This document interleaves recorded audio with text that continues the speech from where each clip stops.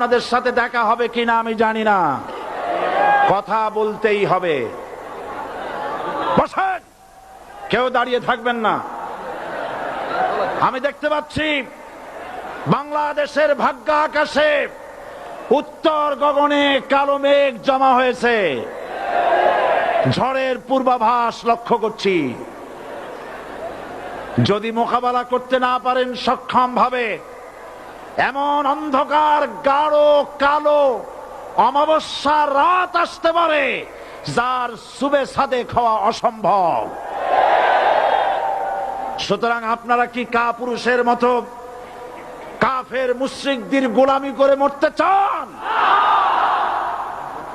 বিড়ালের মতো 500 বছর বেঁচে থাকার কোনো লাভ নাই।